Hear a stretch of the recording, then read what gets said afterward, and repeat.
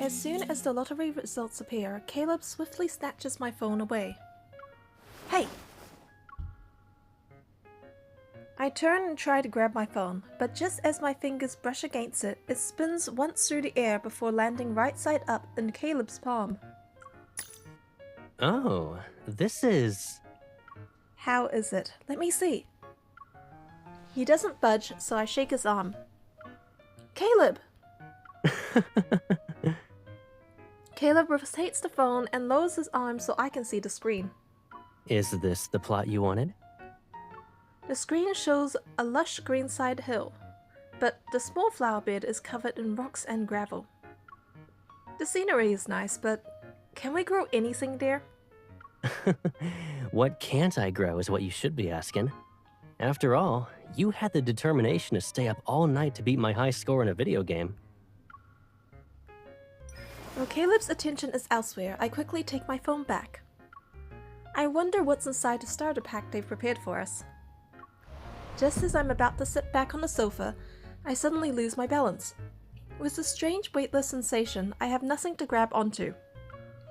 Off balance, I grab Caleb's shoulders to steady myself. What are you doing? We've seen the lottery results. Can we eat now? He tilts his head towards the dining area. Piping hot dishes are already laid out on the table. Put me down. I can walk there myself. I'd rather not have you walk while looking at your phone at the same time. Why don't you leave this short trip to me? True to his word, he takes my wrist and leads me to the dining table as if I'm a balloon. Aren't you gonna look at your phone? We only have 7 steps left. Now it's 6. Caleb, you big dummy!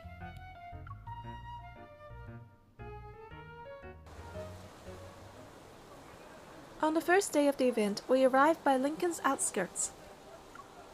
After I finish unpacking our luggage, I turn around to look for Caleb. He's already chatting with the campground manager on the patio. Released this year, the collector's edition of that model aircraft is impossible to get. Everyone's trying to grab it. I'd like to thank you for giving yours to me. I just so happened to have bought an extra one. Think of it as a twist of fate. Well, I'll go ahead and get these tools then. Thanks, sir. Making connections already? Caleb turns and meets my gaze. He gives me a quick thumbs up.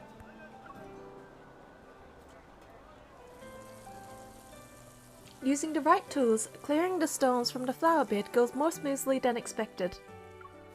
Water flows steadily from the hose as Caleb wets the soil. I follow close behind him and add the nutrient solution.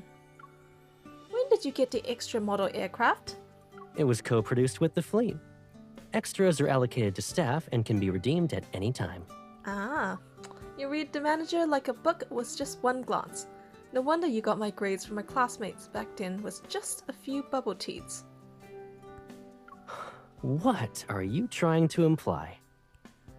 I'm complimenting you. Caleb moves the hose and splashes water onto my boots.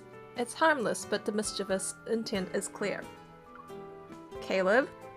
I learned about your grades to understand why you were upset. Likewise, I borrowed the campground manager's tools to make this flower bed exactly how you want it. Floating droplets scatter prismatic light. As Caleb finishes watering the last patch of soil, he turns to face me. Are you satisfied with the flower bed now? The fresh scent of grass and soil lingers in the air. Our little flower bed looks renewed. It's ready for the seeds to take root in it.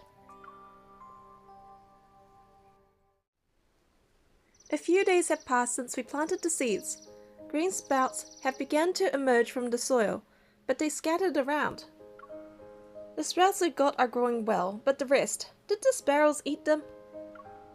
Using my hand, I shade my eyes from the sun and look into the distance.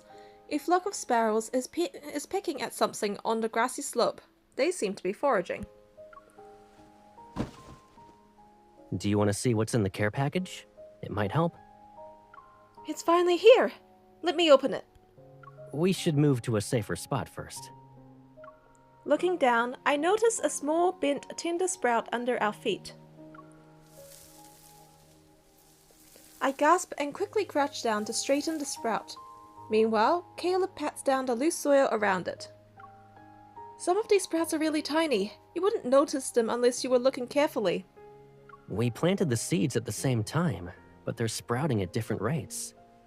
I guess every flower grows at its own pace. Taking a few extra days to sprout is no big deal. They're just like you. Me? Don't you remember how you were as tall as me when we were kids? So you can recall that, but not our school project. We worked on it when we were still in elementary school. Of course I remember. It was one of the rare times we could see eye to eye, literally. Looking at how tall Caleb is now, I can't help but sigh. I thought I finally had a chance to catch up with you, but within 6 months, you suddenly towered over me. You're making me sound like a beanstalk in a fairy tale. Were you worried about not being taller than me? After all, it might make you seem less mature to me. He rests his head in my hands as he stands. Pulling me up along with him, he laughs. Was there ever a time you thought I was mature? Back then, you cared about my height more than I did. You even gave me your milk to drink. So, I was never really worried. You're right. That means you grew this tall thanks to my milk. Seeing that Caleb has finished dusting off my palms, I take this chance to mercilessly mess up his hair. You never thanked me, and you used that height advantage to tease me. You always patted my head, put my stuff on the top shelves, and deliberately compared our heights. Yeah, Caleb is an ungrateful, big, dumb meanie. Yep, it's all your fault. Should we punish that jerk by making him return the milk you gave him? With interest? I won't be able to grow any taller, though. I'll let it slide. I wave my hand magnanimously to direct him to continue opening the package. The vacuum-sealed bag pops open. Caleb pulls out a pile of fluffy straw. It's a scarecrow. Caleb examines it from every angle. Then he props up the scarecrow and pretends to be hesitant. You know, this scarecrow is just like you. How so? It doesn't even have a nose. It's the same height as you.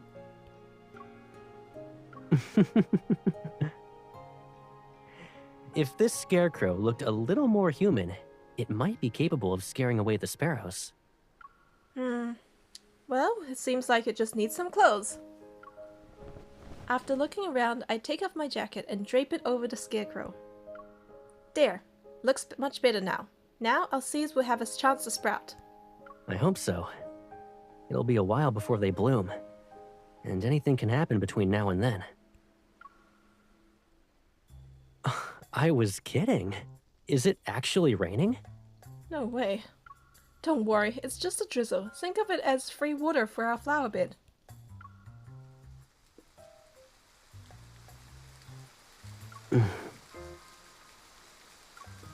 Thanks for jinxing it, Caleb.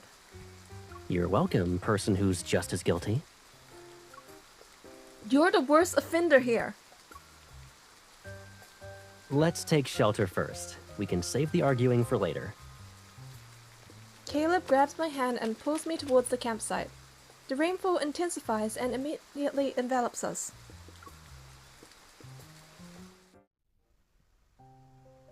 After taking a hot shower, I step out of the bathroom.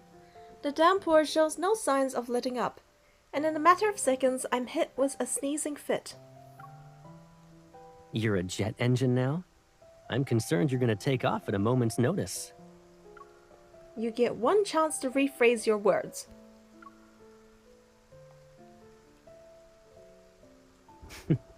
Here, drink some ginger tea. He hands me a piping hot mug. To my surprise, the ginger tea isn't as strong as I expected. It's mild and naturally sweet. Caleb sits on the bed, scoots back, and hits the spot beside him. Come here. I sit down on the edge of the bed. From behind, he grabs a towel and wraps it around me before using it to dry my hair. It's pouring. I wonder if our seedlings will survive. Our flower bed is on a slope. the water won't pool there. I also dug some drainage channels while we prepared the soil. They're not deep, but they should be enough. Oh, and I had some free time these past few days. So, I packed more soil around the seedlings that were growing more slowly. Their roots should be stable now. Thanks, man. How are you able to do all of that without me knowing? Well, I am taller than you. I guess that means I've better foresight. I jab my elbow back and earn a chuckle mixed with a grunt from him. His warm breath brushes past my neck. While I drink the ginger tea sip by sip, he continues drying my hair bit by bit. Caleb, you should give me a heads up next time you do these things. This is our flower bed. I want to care for it with you, not cheer you on from the sidelines.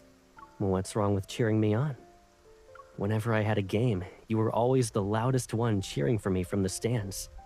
Even if you were mad at me just the day before. Then you must have missed all those girls screaming for you. Oh, and the guys. It's to be expected that I only saw you. Do my eyes look like they can see everyone? What are you, blind? I always play better when you're watching me. I turn my head and feel the warm air touch my face as Caleb holds the hairdryer. My hair is gently blown. Stay still. I'm not done yet. The sound of falling rain is quiet outside, and the warm air makes the room cozy. All the while, these undefinable feelings between us become warmer too. I finish my ginger tea and taste the sharp spiciness of the ginger that had settled at the bottom of the cup. What was that? There's a commotion outside. Caleb and I turn towards the source of the sound. A brown dog is perched on the windowsill. It's persistently scratching the glass and fogging up the window. It's nothing. A brown blur dashes inside the moment the door opens. It misses its target and tumbles across the floor. This is Casey. He's the dog that lives on the campsite. I'm amazed. Even dogs are enchanted by you? What do you mean? He saw me borrow kitchen utensils earlier and probably thought we were gonna cook something. That's why he followed us. Upon hearing his name, Casey bounds excitedly towards Caleb. He forgot about his tumble. Stop. As though Caleb spoke in a quiet voice, Casey skids to an immediate halt. His head is tilted as he waits for the next command. Sit. Casey stretches out his front paws, slowly lowers himself to the ground, and wags his tail obediently. Good boy. Caleb pats his head as a reward, and Casey responds with a happy bark. I crouch down to pet Casey's fluffy head and notice a pouch under his neck. A small bit of paper is sticking out from it. A note. Whoops, my bad. He's actually here to remind us about our meal. You made us dinner? I made a reservation. Oh. Yeah, I didn't cook anything. Are you disappointed? You shouldn't assume things. But I know what you're thinking. A jacket drops onto my shoulders, then Caleb reaches out to ruffle my hair. It's cold outside. Wear my jacket. Okay. I slowly slip my arms through the sleeves. They're so long that only my fingertips peek out from the cuffs. Caleb's familiar scent envelops me. It blends with the lingering hints of ginger tea and rain until they become indistinguishable. It rained for the whole night, so we go to the flower bed first thing in the morning to check on it. The seedlings prove more resilient than we expected. The heavy rain has only made them more vibrant. There's no excess water at all. Caleb, you can be a farmer when you retire. Working as a tutor, chef, and handyman, you already planned out my retirement. I'll be busy even as an old man. As we talk, Casey runs towards us. He's happily pulling a small cart loaded with packages. The cart comes to a stop in front of us, and Caleb pulls out some freeze-dried chicken treats to feed Casey. You're getting good at this. Casey's our grade A helper now. We can count on him for all our package deliveries. Caleb takes out the packages and opens them. There are several mousetraps and a bundle of rodeo-proof fences. Rodent-proof fences! My bad. Do we have a mouse problem? I saw some holes when we first tilled the soil, so I bought these just to be safe. Are there really mice? Something's moving by your feet.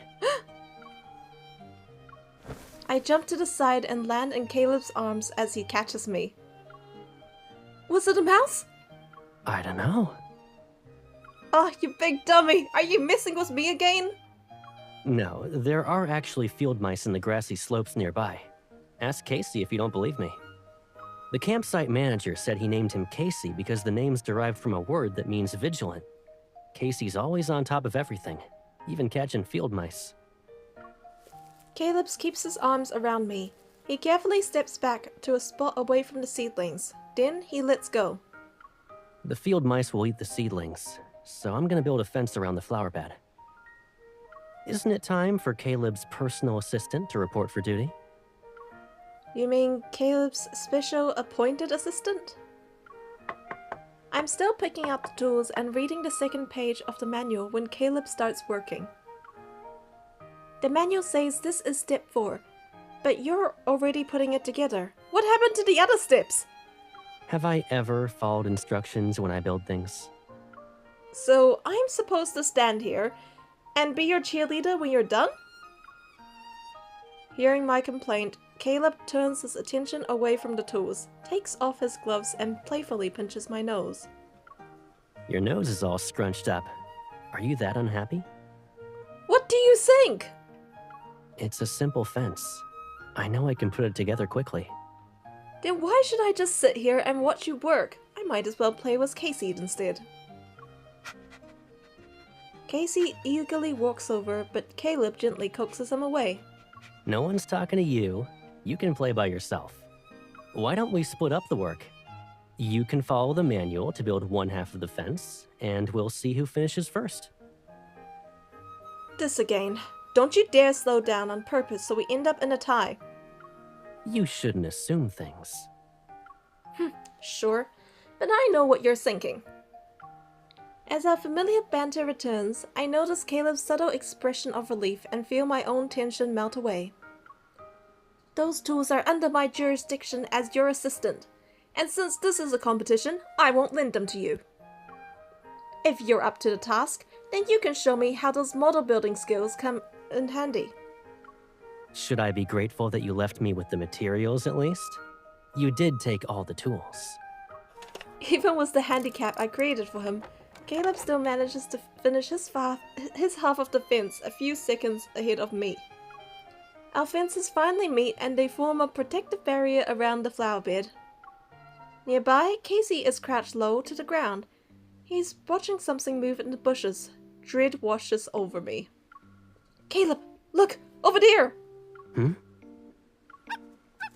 Just as Caleb looks up, Casey bolts forward. He tramples an entire row of seedlings and knocks over the scarecrow in the process. Proudly carrying a field mouse from the bushes, Casey trots over us with gleaming eyes. He's expecting us to praise him. I figured this would happen eventually. We really do have our work cut out for us. Oh, poor seedlings!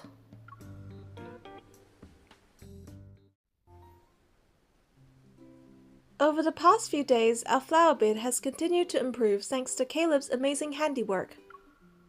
He even had someone bring in aerospace-grade polymer waterproof sheets from Skyhaven to build a rain shelter for our plants.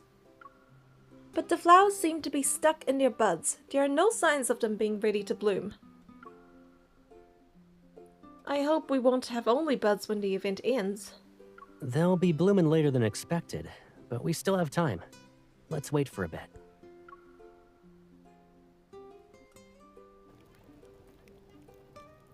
The setting sun descends slowly towards the horizon and paints a boundary at the place where orange meets blue. The weekend market has lit up colorful lights. After Caleb and I finish our work at the flower bed, we decide to leisurely walk around.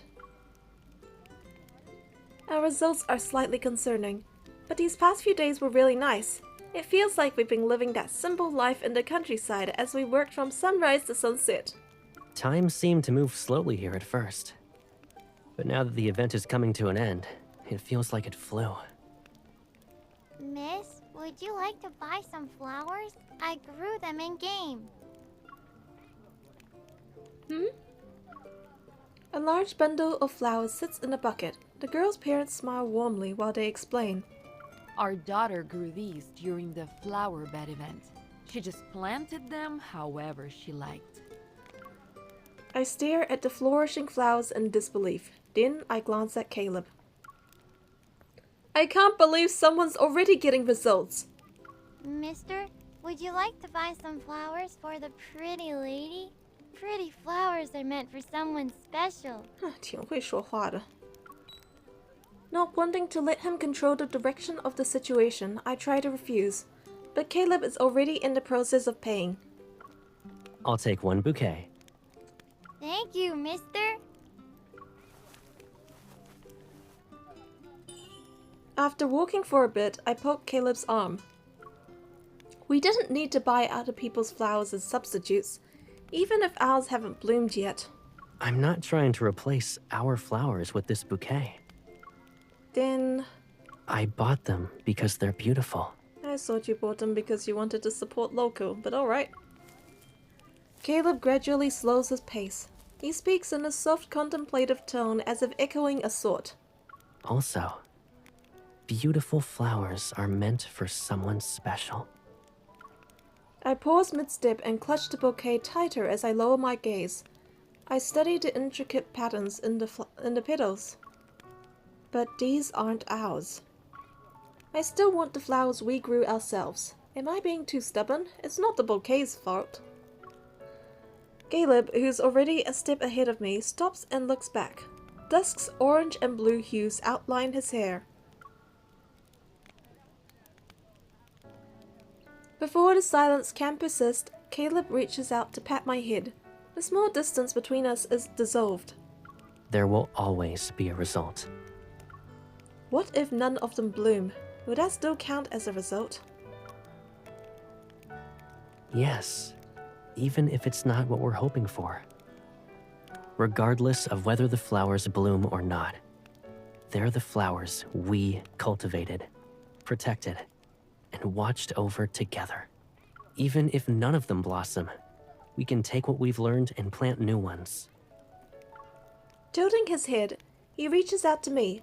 There's no disappointment in his eyes. Instead, they shine with genuine contentment. As long as you're willing to keep trying, our flowers will bloom someday. Clutching our flowers, we walk hand in hand under the moonlight and head back. The flower buds in our garden have begun to unfurl. Although they haven't actually blossomed, they're waiting for that perfect moment. It's the last day of the event, and our flowers still haven't bloomed. Caleb seems much more at peace than I am as we sit side by side on the grassy slope. We stare at our flower bed. Everyone is posting pictures of their plot's prettiest flowers. They already put them in pots and are planning to take them home. I'm jealous. Tomorrow this place will return to being a field. I'm really gonna miss it. We didn't grow anything, so there's nothing to miss. What I'll really miss is our short vacation together. I have to return to Skyhaven tomorrow.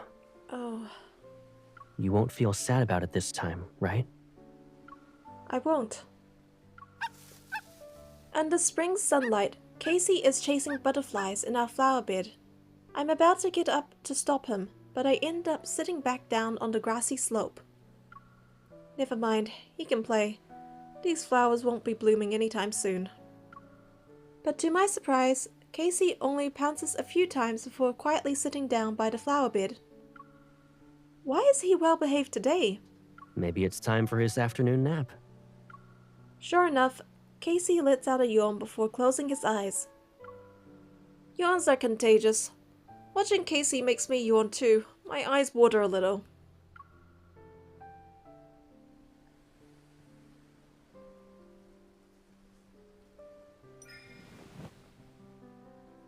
Caleb offers his shoulder. I lean against it and look up at the azure sky. The clouds drift and dance on a stage of boundless blue. I thought we were wasting time with nothing to show for it, but now I realize that this is exactly how beautiful spring days should be spent. Several butterflies flutter about and make their way towards our flower bed. Caleb, you said our flower bed was empty. Why are there butterflies? Caleb and I exchange glances. Our drowsiness vanishes as we leap up to our feet, almost in perfect sync. The flowers are blooming. The butterflies land on a single flower that has quietly blossomed. It was unnoticed until now. More buds unfurl their petals. While those aren't in full bloom yet, they're definitely brimming with life. They really are blooming! I can't help but circle the flower bed in excitement. My movements wake up Casey, but he stays at the edge. Maybe he senses the flower that just blossomed. I'm taking some of these home. You should bring a few back to Skyhaven, and maybe we can bring some back to the Fleet's HQ? Caleb doesn't respond. When I turn around, I find him kneeling in the flower bed. He is gently cradling a flower. I didn't think they'd actually bloom. Maybe they just needed more time. And now they found the perfect moment. I kneel beside him, and I also cradle the flower. The warmth of his touch and the delicate petals beneath our fingers brings a smile to my face. And once again, it's all thanks to you. Because of my encouragement?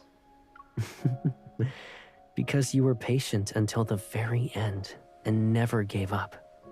It doesn't matter what role you pick after you retire. You'll still need your trusty assistant.